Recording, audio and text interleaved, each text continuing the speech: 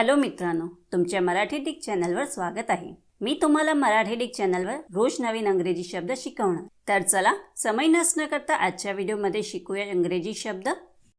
Turbulence. टर्ब्युलन्सचा मराठीत अर्थ दंगाधोपा, खळबळ, गोंधळ, अशांतता किंवा प्रक्षुब्धता होत आहे। टर्ब्युलन्सला आपण वाक्यात प्रयोग करून बघूया।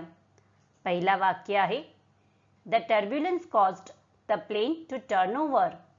दूसरा वाक्य आहे We experienced severe turbulence during the flight.